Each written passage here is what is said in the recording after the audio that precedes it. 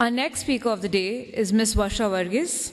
Varsha Varghese is a Young India Fellow and an economics graduate from St. Stephen's College, Delhi University.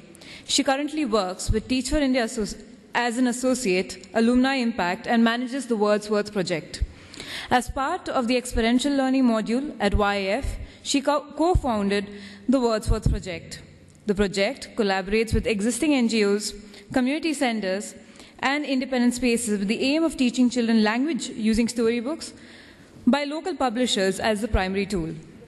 The project has now expanded to around 6 spaces in Delhi, reaching out to over 160 kids through 45 volunteers.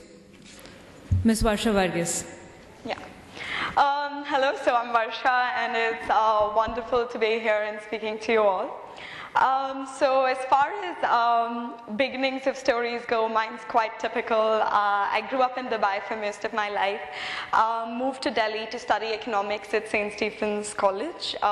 This definitely had potential for a great story start, but I found myself quite disliking what I had to study, and spent most of my time in college in the library corridor that you see there and on the terrace reading novels. I did, however, have one significant experience that directly ties to what I would be speaking today. In my first year, I began spending my weekends teaching a few kids in Daryaganj. So that's the Sunday book market at, okay, are the pictures not happening? Just a sec. Yeah, so that was the college corridor. And yeah, the Sunday book market at, yeah, just keep moving. Yeah, so that's the Sunday book market at Daryaganj. So if you ever go to Delhi, that's something that you should go to. Volunteering was almost life transformational for me. I realized that being around kids made me happy. It made me a little more happy than reading books in the college terrace. The next year, I took up more responsibilities. I began training the new volunteers that came in, and I suddenly found a whole bunch of things that made me happier than reading books on the college terrace. So yeah, so we're coming to the start of this particular story. So by my final semester at college, I was aware of a few things. One, I had neither the aptitude nor the interest to pursue a career in economics. I wanted to be in a multidisciplinary academic setting. Reading and writing will probably always be my safe space. I felt strongly about education equity and specifically language and primary education. I wasn't great at too many things, but I had the ability to drive people for what they felt passionate about. In many ways, I think the natural step would have been to join the Young India Fellowship, and I think it's easily the best decision I've made in my 22-year-old life. YF is a postgraduate diploma course in liberal arts and leadership, and that brings around 200 people from diverse academic backgrounds and professions.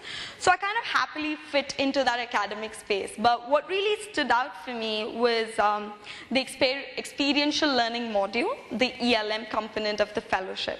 So with the idea of complementing academic work with real work, every student in teams of 3 or 4 takes up an 8-month-long work engagement. So we get around 150 projects across like organizations and NGOs to pick from. Or you also have the option of doing something on your own.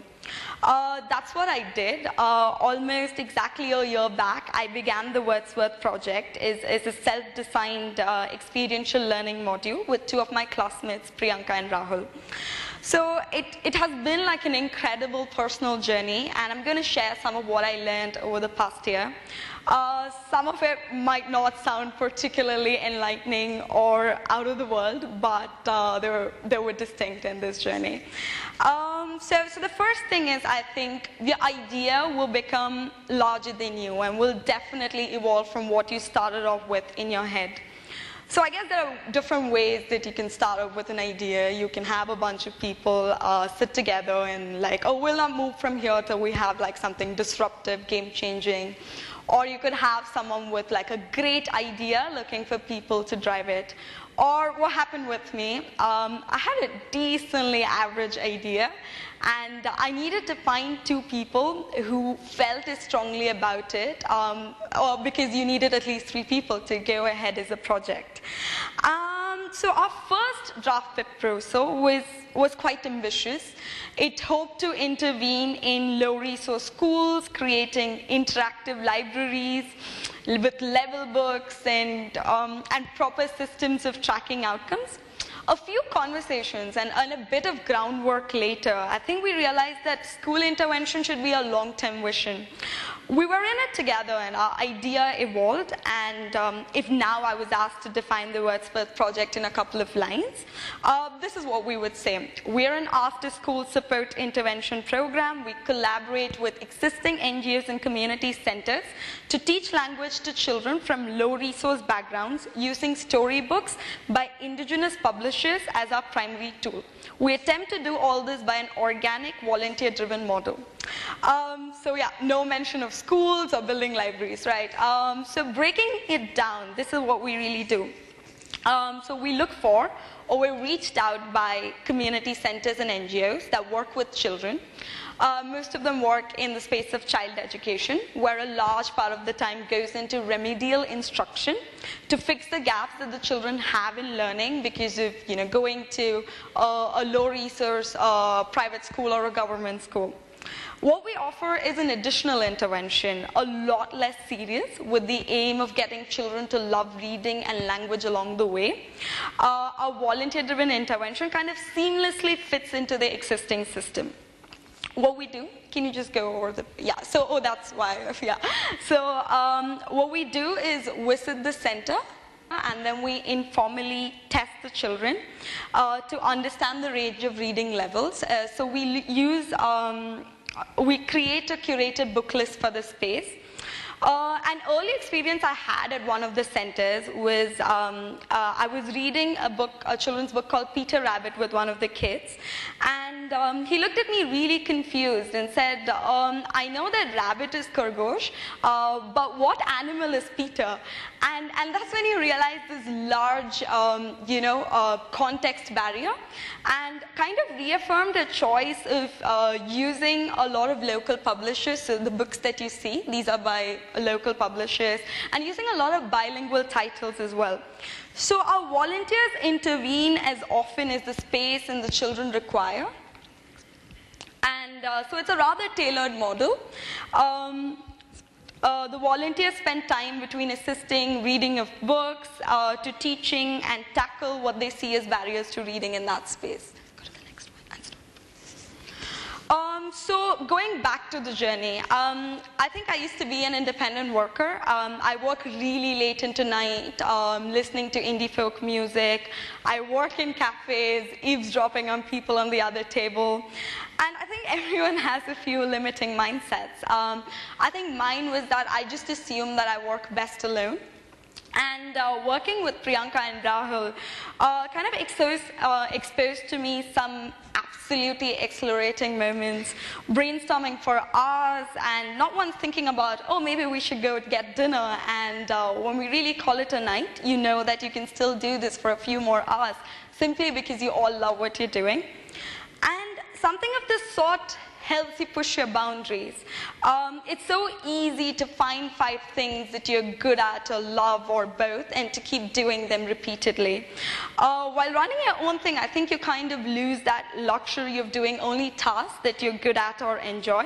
You do everything that needs getting done. And for someone like me, whose ideal Friday evening would be listening to music, having a few conversations and reading, this meant giving up on reading time, talking to absolute strangers to give us money to buy books. But it isn't as difficult as I make it sound. Most times you don't even have to go halfway. Help can come from anywhere, and I really mean it. When we were just an idea looking for a space to operate in, we had so many friends and other fellows from YAF who's giving any contact or lead that they might have. Over summers, we got together a bunch of illustrators, some students, some professionals, some who create for actual children's books to create for us. And when we put up a public wish list on Amazon last month, the response was overwhelming. People who knew us barely through someone else or lived in another country, we had them setting up Amazon India accounts just to buy us books. I think this has made me accept that when you have a good idea or intentions, like the world sort of conspires to make it happen for you. One such big moment that happened for us last year was when we qualified for the regional finals of the Halt Prize. And that's like the largest student competition on social good. That's when we started seeing ourselves more than an 8-month project, but dreaming bigger and thinking long term. So yeah, this is the team. That's Rahul and Priyanka. And at the same time, it also made us humble. We saw great projects, and we saw some not so great projects from different B schools and tech universities at the regional finals. It helped us think of questions that we did not think before. We conversed with people from different spaces, like Malaysia, Paris, Honduras, and sort of try to understand how the challenges of early childhood education is in these different geographic contexts. And I think it helped us gain a little more clarity on what we were doing back home. More than borrowing best practices and learnings from similar projects, it also helped us reach a realization. It's great to begin with goodwill, passion, and energy, but it's also important to add qualitative learning to the education space. It's important to be theoretically grounded and truly understand the space that we operate in. And the problem that we're trying to solve. A good place to start would be the ASR. So it's the annual Status of Education report. It's the largest citizen-led survey that looks at school attendance and learning. And it's a household survey. So anyway, the 2014 report has that finding that of all the children enrolled in 4th grade, only half can read 2nd grade content. This is rather terrifying. Reading is a foundational skill. So without being able to read, the child will not progress in the education system. We recently found that some of the new children that came into the Wordsworth space, one kid was reading the word cat because she memorized how the image of the 3 letters looked together, not because she knew the alphabet. Simply because our volunteers work with 3 or 4 kids at a time, we're able to pick these things that go unnoticed in large classroom sizes. These feed back into 2 ways. We let the NGO that we operate in know these missing pieces, and also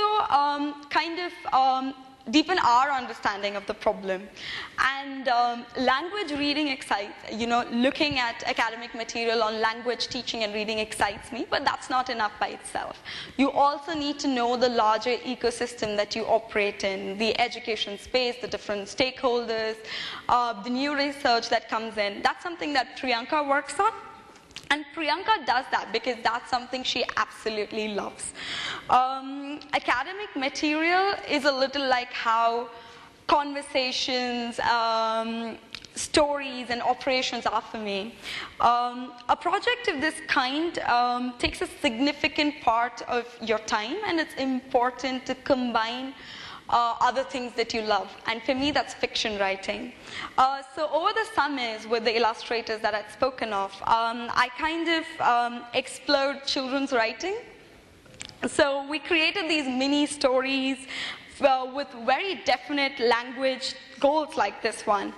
And yeah, this is going to look at adjectives. So in the process of creating things like that.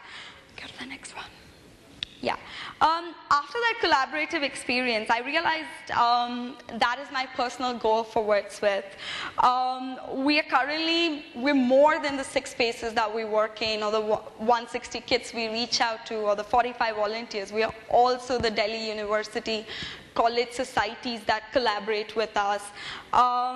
We are we're also the friends and acquaintances who give us time to brainstorm, local artists who let us pass a donation box at their gigs, and bookstores like this one who give us large institutional discounts. It could mean one day that some of these individuals will find this experience transformative, like how I found my volunteering, and maybe go on to create something or work full-time in the development space. It's also made us kind of witness the power of the collective. The magic when you bring together volunteers from different centers, sharing good stories and finding solutions to daily challenges. We did a series of volunteer meetups a couple of Sundays ago in like different pockets of Delhi, and this is one of those. And what actually happened was, the idea was to just to get to have them know each other, but what really happened was we had them discuss about their kids, what works, what does not work in the center, talk about solutions, talk about what is their vision for the Wordsworth project and how it kind of aligns with their personal goals. And I think I realized then that we'd organically created a collective with the capability of ideating and problem solving much greater than us. Yeah, but last year I also had to grow up in other ways. I had daily decisions had more consequences than where to order lunch from, though that's something I still struggle with. I had to make tough choices along the way. It meant letting go of one of the spaces that we started off with initially because our goals no longer aligned. It could mean telling a volunteer to leave because their efforts have dwindled and not be affected or biased by how they once worked. So yeah, that was an accelerated account of my one-year journey. I learned immensely. I know that I want children to discover the magic of books and language in the process. I want volunteers to collaborate and organically drive that and use their creativity towards building a unique yet multipliable language support system. I realized that at 22, I wanted to learn as much as I could. Surround myself with people who are working in the space of education equity. It could mean that you're working a job in the education space while running your own thing and then making a few sacrifices along the way. But that's a price that I would gladly pay to learn, to believe in the power of a good idea, and to do what I absolutely love. What's the price that you're willing to pay? And oh yeah, that's Peter Rabbit, the book that I spoke of. So thank you.